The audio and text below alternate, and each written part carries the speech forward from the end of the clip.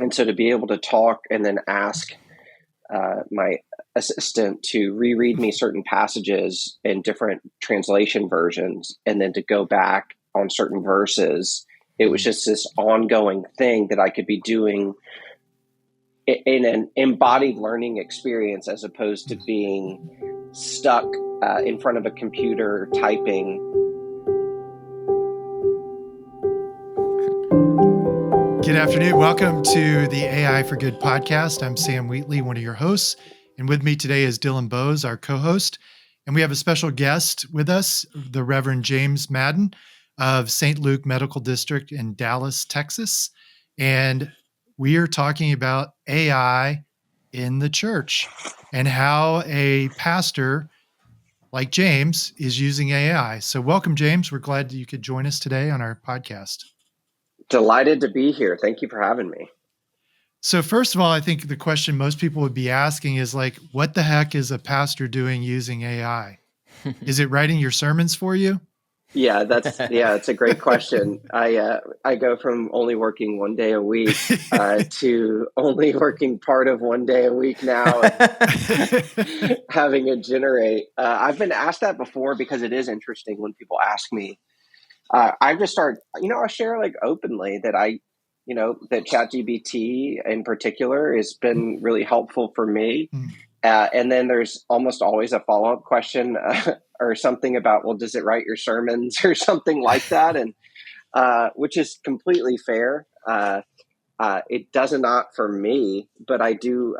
I find it to be an incredible tool, and really, it's a research assistant, dialogue partner,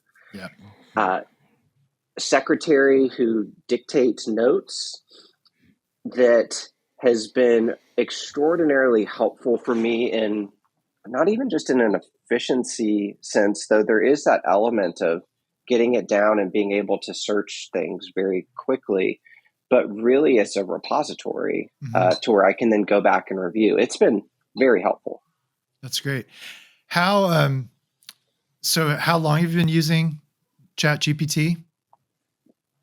It's probably been 4 or 5 months, and I think there's a little bit of trepidation in sort of starting out with it and trying to figure out what can I really do with this. And maybe the analogy is, I think you almost start with it as a form of Google search, which is very helpful within that. But it wasn't until, I think for me, the moment when the interactive dialogue, that for me was a light bulb moment as we started going back and forth. And, I walk my dog a lot. And when I was able to have my headphones in, and I do a lot of sermon thinking and prepping while I'm on walks.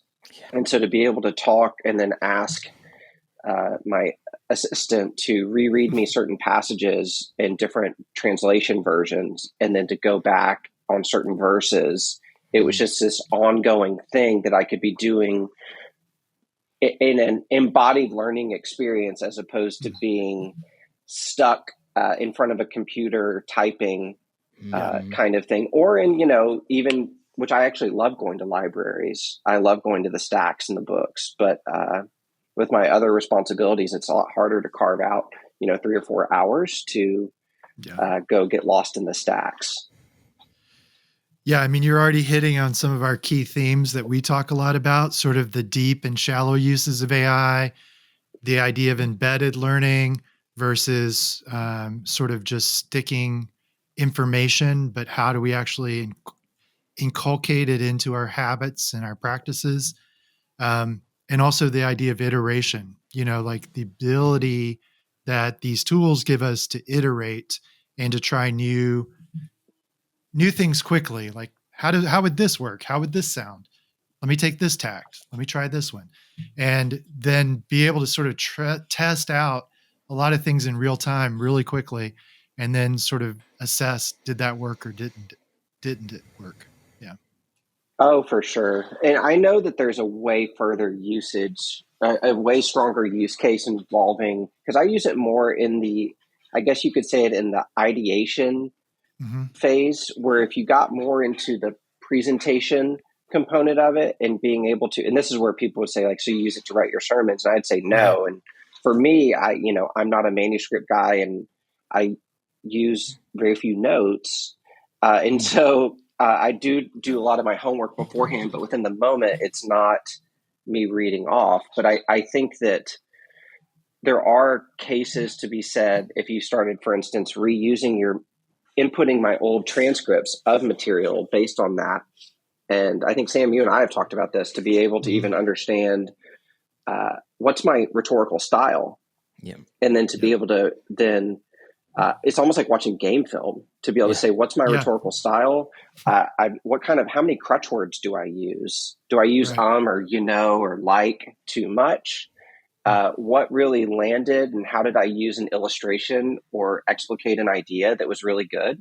Mm-hmm. And again, we talk about AI as a pattern recognizer, and to be able to understand even your own speaking style better then only helps within the personal growth iteration part, not even just like I'm trying to outsource the work, so to speak. It's really a leverage tool as I have experienced it. James, have you created custom GPTs or are you just using the sort of interface that's available? I've tried creating custom ones a little bit, but that one's a little bit more intimidating for me. I've experimented with it. The furthest I've gotten was trying to create a sermon illustration repository, because I have recordings of my own sermons. And so if I could have transcripts entered in, then I could have a searchable database of things that I've said through the years or different stuff. And I ran into some storage limitations pretty quickly. And so then that opened up some questions of, do I need a storage repository? And then all of a sudden I'm having to think about databases and coding, which I don't know how to do. And so it got a little bit it got too far out of my realm to where I had to stop. So for a typical week, I just open up a new thread and then sort of start the dialogue and then, ask it to update its memory each time, so that, because I don't want there to even be a lot of continuity from the previous week where it's weaving in previous ideas or illustrations when I'm onto a new thing. So it's helpful having a blank slate. Yeah. So I'm curious how, when you talk about this to other pastors, what has been the reaction? How have they responded? I haven't talked to a ton of other pastors about it yet. Not that I'm avoiding it. It just hasn't. It will come up, but it's in more of a newsworthy sense of, there are stories of, and it's a little bit kitschy or gimmicky of pastor asks AI to write sermon and then sits down and it's delivered. And then people hear it. It feels a little bit, like I said, a little bit gimmicky to me personally, but I think that with my pastor friends, which, as real people in the real world, as pastors, we hang out sometimes. And we do talk about, in terms of the ethics of a little bit of the ethics of AI. How does it potentially contribute to a dehumanizing thing? And I think of it in terms of, there's something about the process and the journey of spending time in my context, and spending time in the Bible and in these things. And you need the time to dwell in it itself. And by accelerating the process, you're not necessarily arriving at a better outcome, because you need the soaking period, which can't be accelerated. So I'm probably talking too much with it, but I feel fortunate in that, because I want to say I've spent my close to 10,000 hours between graduate school and learning to use Greek and Hebrew and all the commentaries and different things. Now I'm comfortable to be able to use those and understand the way that they work.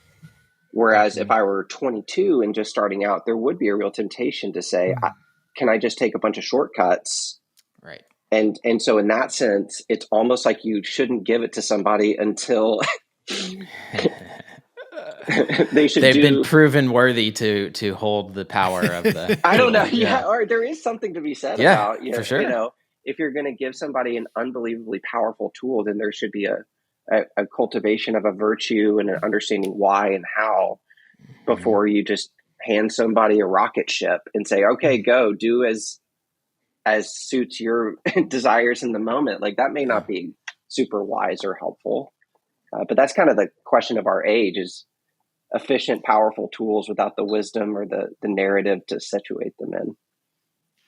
Yeah, you're bringing up something we've discussed as well. Is the our sort of fear about the technology is that you're skipping over the apprentice phase of most professions.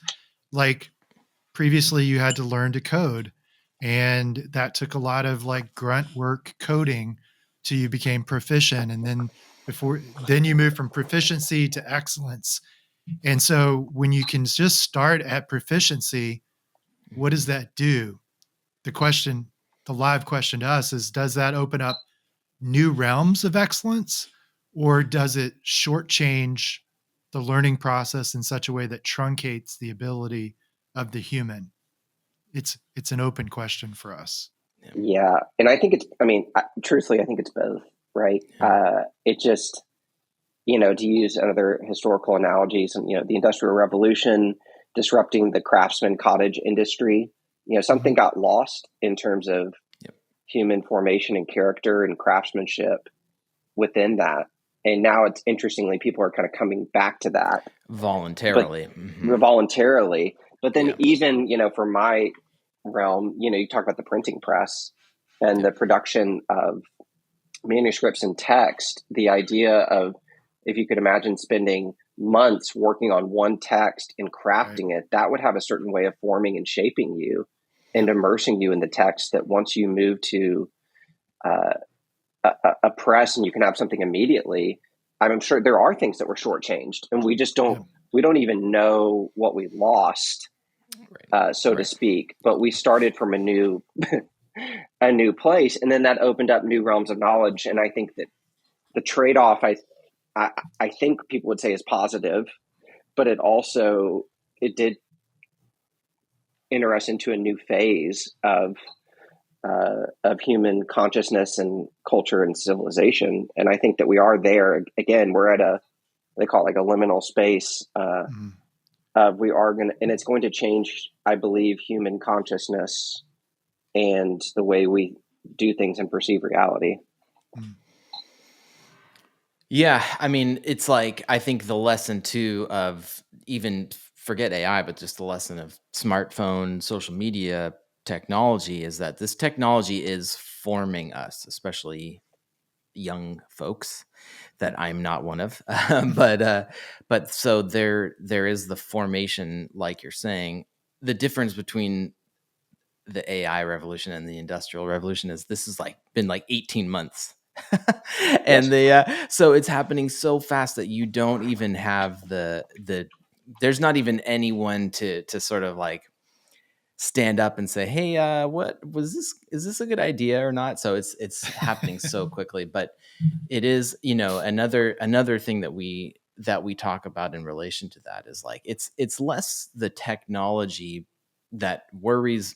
I was just speaking for myself, but it's like it's less the technology I'm worried about. It's more the fact that I'm not sure we are equipped as a culture to be able to, like you said, wield the power responsibly Mhm. at the moment, and so with that, so we are being formed by it, and then the question is then how do we respond to it? And I'm just curious with your experience being a pastor, using the technology, understanding the temptations of it, but also seeing the value of it, and like the question that I'm arriving meanderingly here towards is like when you're talking with people in your congregation, how has that been in relation to, are people worried about AI? Do you find that this is becoming something that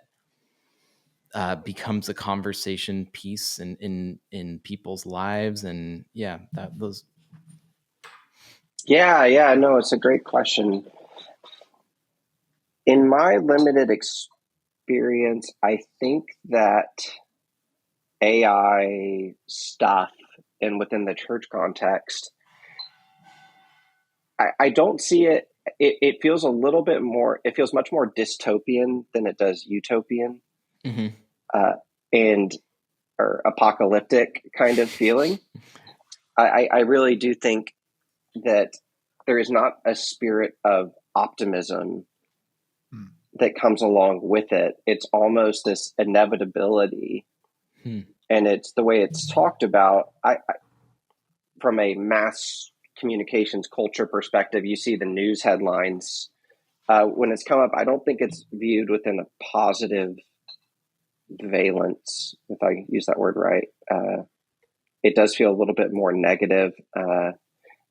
But again, once you actually start using it and understanding, and this is why, I do love what y'all do, it's been extraordinarily helpful to me. But I also, I am self-consciously weary of, am I just going to get used to this and lose some other valuable things? So I don't know if that directly hit it, but.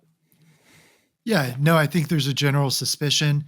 And then there's also opportunity too, right? Like nobody in the early days of the Industrial Revolution were seeing sort of the positive outcomes. They were seeing a lot of the downsides, and there were tons of downsides. What was I going to talk about? Anyway, it's gone. Like smoke from a factory chimney into the sky. It's gone. I mean, I have we need an epic simile to hold this all together. So you were saying, James, that you're saying it in terms of like the mass culture and also maybe conversations with people in your congregation, the sense that you get is that more people have a sort of negative apocalyptic view about AI than are optimistic about its potentials. Totally. Yeah. I think that's a non scientific sure, of course, assumption. That's an intuition. But yeah, I think that, when you think about the AI in the tool, it's also just nested within companies and governments. And because there's a real suspicion of, and not unjustified suspicion of those larger governmental organizations and, just a few behemoth tech companies, and already seeing the way that it can be used to manipulate and control. I think that the picture of, as I understand it, the internet originally was intended to be, and it was a bunch of utopian libertarian types, where the more freedom and the more connection that we have, this will be a benefit.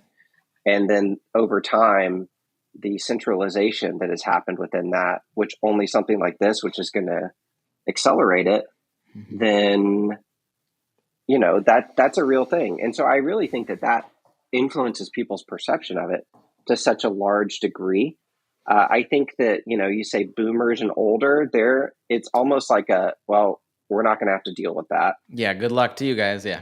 Yeah, seriously, it's sort of like a good luck. I do think it's going to be just a massive, if not already, like job killer for knowledge work. Yeah. Analogous to, the craftsman. Like it's going to be a bloodbath, a bloodless bloodbath, and that's coming, if not already. And I'll pause there. Yeah, I mean, all those factors are absolutely real, and then there's also counterfactuals as well. The democratization of these previously privatized spheres of information. Like guilds previously held that information, and then there was a democratization of those skill sets to a larger group of people.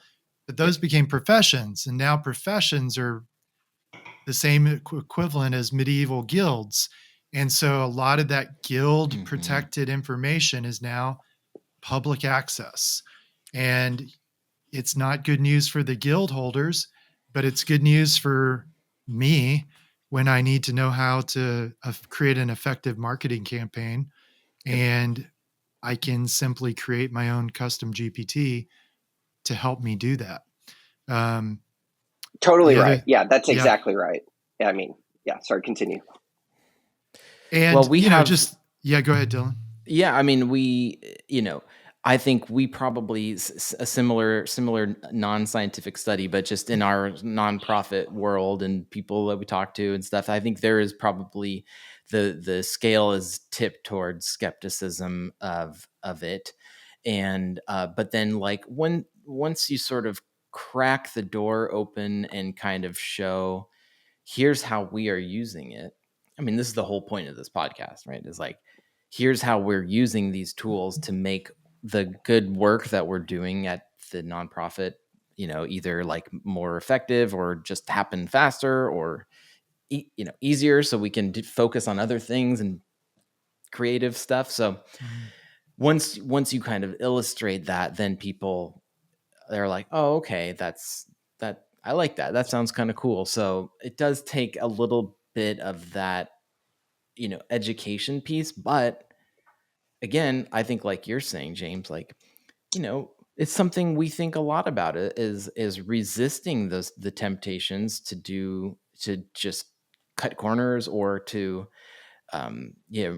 remove yourself from your work. Like, we don't want to do that either. So you really do have to be intentional about it. But I think having, and this is where, you have a lot of work to do, helping our whole culture get to this point, which is like I know. understanding that virtue is, in the long run, like the virtue and well, the virtues, I guess, will pay off and will increase your effectiveness and your enjoyment of life and all of these things. It's so that's there's quite a big project ahead of us for the next couple of years. Yeah, totally. I hope so. It's one of those that, I love that we live in a lowercase d democratized civilization.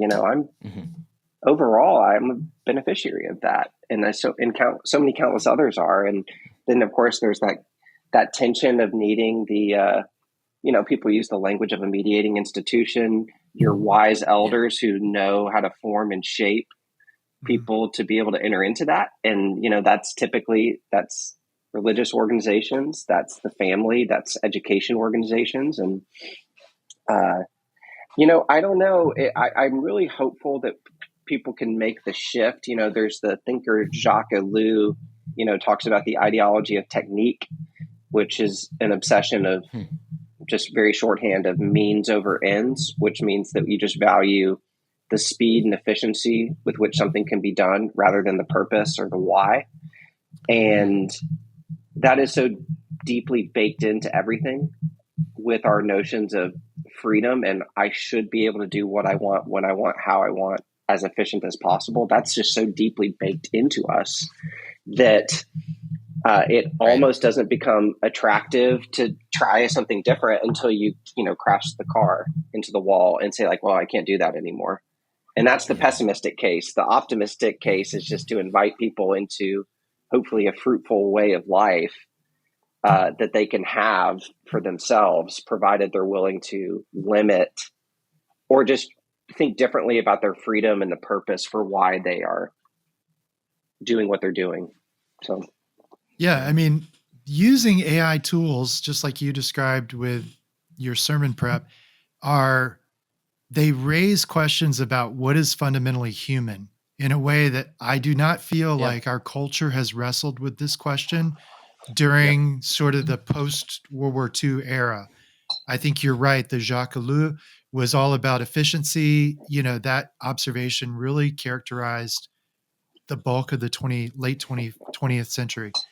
But I am seeing almost everybody who uses AI wrestle at a fundamental level of what is undiminishably human about my work Great now. point. That's a great point. Absolutely. Yes. I mean, and this is where we need our theologians and our philosophers and really our poets, right? We need our artists to help us with that. And there's something about the embodied human experience and I just throw a bunch of buzzwords together. It's embodiment, it's perception, it's attunement, it's relationship. It's the sort of the essence, which actually then does, I think, map down to kind of, you talk about a quantum level of, this sort of relationality toward all things that in a way is encouraging, because as the AI stuff, it takes that mechanized efficiency dream and it does it so much quicker and better than any person can. You're almost just like, you're out of the game. And so humanity is no longer the most efficient mind for a lot of these tasks. And so it's sort of like a now what? And maybe that's a good thing to say, to get back to people and relationships. Has our purpose been to be efficient? Yeah, totally. Right. I mean, but I think from your point of view, the clear answer is no. That is not the chief end of human existence, to be efficient. There's something else.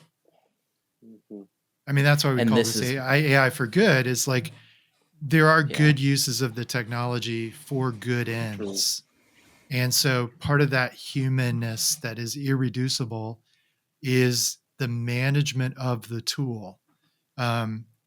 And the not allowing the tool to master us, but empowering the tool to do what only the tool can do. Yeah, I think that's really well said. And, it's that thing of, the tool shapes us as much as we use the tool. And you use a hammer all the time and everything starts to look like a nail. Right. That's just very real. Man. Yeah. And so there are going to be new, just like with the Industrial Revolution or the Enlightenment, there are new practices, new ways of being human that were necessary, right? Like, people had to learn to read, in a print culture. That just became de facto. And so there are going to be new skill sets that your children, my possibly grandchildren never will have. And that may seem really strange to us. That may seem magical to us, like a pre-reading culture, watching somebody be able to read a book and talk about it must have seemed like a really strange thing. Right. And so that's also one of the things we explore is like, what are some of these skill sets that are needed to be developed to, to live in this world in a positive way? Do you have any tips for me? What are these skill sets? Well, I kind of have this back to the future view, like I do think philosophy is far more important than it used to be. Yeah. Like, again, we're talking about epistemology, basically. Yeah. How do I know what I know? What is truth? Those are really powerful philosophical concepts that I think, again, the late modern capitalism has not dealt with very well, that are now front and center again. So I think there are some older concepts about truth and wisdom that are more salient again. I think we're in an oral culture. And so what are the skills and habits of an oral culture that's technological and not non-technological? What are the habits of persuasion and argument and classic forms of logic? I think are, again, more salient than they used to be. I totally agree with you, everything you're saying, but just a clarification. When you say oral culture, how do you differentiate that from a sort of visual, or I'll call it, if I were to use like print as a category, oral as a category, visual as a category, but even then almost like video, it's like the multi-sensory in my mind, that it's a video culture. But I want to hear what you mean more by oral culture. It's not exactly like the past. So, the future or the present is not just a replay of the past. And so when I'm using the category of oral culture, I mean that words as spoken and as encountered, like this, even through a mediation of video, uh, are more important than the word written as it was in the Enlightenment. Okay. Yeah, I can get behind that. Is another follow up, not to put you on the spot, Yeah. but when you say oral culture, how would you, that involves a person, a relationship, or one person speaking to another. So would you say, is an audiobook part of the oral culture? Or is that? Yeah, I mean, but there always have been orators who spoke to crowds of people. And so there, part of, you could sort of subdivide oral into one-on-one communication, but also one-on-many communication. I think the acceleration of our technology is that one person, this podcast, could potentially reach lots and lots of people that we never have any sort of physical, even face-to-face encounter with. That is a very Right. different thing than standing in front of even an audience and speaking like in ancient Greece, so that is definitely a shift, but Yeah. it is, even if you look at political figures, and I'm not trying to get into politics, but I think you see a triumph of oral communication over traditional logic and traditional reasons for um, traditional attainments for key leadership positions happening. Yes. Okay. Yeah, I totally agree with that. And I guess maybe, if I guess Marshall McLuhan, the media theorist, is really Yeah. great on this stuff, as he talked about, I guess within his context, especially the invention of even the microphone was profound, because even if you think about an orator within a large audience, they used to have to be able to project in such a significant way. But with the microphone, it allows for you to speak very conversationally, as if you're talking to one person. But the noise in the acoustic, I think he used the word or something like an acoustic way of knowing, or there's something like that, where interesting. it has this element of simultaneity about it, because it simultaneously feels like, oh wow, he's just talking to me, Right. and everybody's experiencing that sense of one-on-one intimacy at the exact same moment. And so the blurring between the one and the many in communicating it's like almost indistinguishable. Right. It's another example of the mediation of technology. Let's go back before even the microphone and go to the technology of the architectural space that is between the person hearing and the person speaking. And so something I've always been interested in is how like the architecture informs the styles of music that are played, because that like you're saying, the acoustics of the building determine the style of music that is created in that era. And that's interesting. So it's sort of like, to stretch the metaphor maybe too far, but it's like, what is the building that we're in right now that this technology is passing through, that is causing us to hear it in a certain way, like the genre of the music that we're hearing is being formed, by just the space that we walk around in every day, technological space. It's chamber music for the masses. Yeah. Yeah, that's what I was thinking about, that of like the classical music chamber, Right. but then the big cathedral. Yeah. But then there's even, this is where I don't have the analogy for it. Maybe we can tease it out, of it really is what we're going to call like digital reality or the internet for shorthand or something, I think is the primary architectural space Right. that is informing the music, and that actually moves into the embodied or analog world in a way more so than the other way around.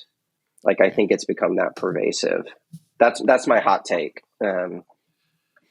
Yeah, I mean, but some of, I agree, but what always happens is a counter reaction. And so like some of the marketing guys I follow, one of the trends is that in person and being radically offline, but still visually observable online Right. is the new flex. And Yeah. so in Yes. person is the new luxury. Yeah. Yep. Well, that's what we're going for at our church. So I'll tell you that. So come on down. Just a promo. Yeah. So come on down every Sunday because we do. That's exactly right. It's like we want to provide a little window so people can see a bit of what we're doing, but you're not going to know it or really have it until you see experience the real thing in person. James, is there any advice you'd give to other folks in ministry or church world about AI? The sort of TLDR? The TLDR is it is worth investing your time and attention to become proficient in. And if you don't, the consequences of that will be you will feel left behind, much in the same way that if you didn't get the internet, then eventually you're going to wonder, what is everybody talking about? So there's part of that of just keeping up, but then as well, I really think I'm able to be more productive and generative with, we're planting a church. My time responsibilities are, varied in a lot of different things. And to be able to reclaim some time without hopefully the quality of the sermon going down, that's really valuable. So I believe it's absolutely worth it. And, but again, on the thing of copying sermons or things like that, I would just say, don't do it. Don't do that. Yeah. Just like maybe there's just a simple ethical, just, I wouldn't do that. Yeah. I'm not even sure about is it wrong to do that? I don't know. Well, But there is some famous "thou shalt not steal." I think I've heard of somewhere. Yeah, but it's like, can you steal from an algorithm? I don't even know. But I just would say not to even do it. But I think your sermons will stink if you do, because they speaking become to an not audience. Human. Yeah, they're not human. Yeah. They're not. Yeah. And if it doesn't have your personal experience in it and the needs and the concerns of the people that you're speaking to, the AI doesn't know that. And then it's going to be just this kind of generic blah, blah, blah marketing thing. And it's just insincere or saccharine. And so there's no shortcuts within that. Great. I have one more thing to say, but we can. Go ahead. That was a good ending point, so that's fine. But I was just going to say, I would like to make a personal request to anyone else, in ministry. It's like, I hear what you're saying, James. Like, use these tools so that you can be more proficient, take care of your congregation better. I agree with all that. But I also think, it's going to be so important for pastors, like we said before, theologians and philosophers, to be involved in this conversation for the rest of us, So we need the poets and the songwriters and the artists to know what's going on here and not to check out. So because they have to be part of that conversation for the rest of us to make it through. So that's my personal request. Well, I think that's a great word. Yeah, as much as we're invited into the conversation, I guess, Yep. as a non-technologist, but I hear you. I totally hear you. Well, thanks for joining us today, James. This was a great conversation, and look forward to catching up with you again later. Oh yeah, likewise. I Thanks love so what much. y'all are doing, and thanks for inviting me.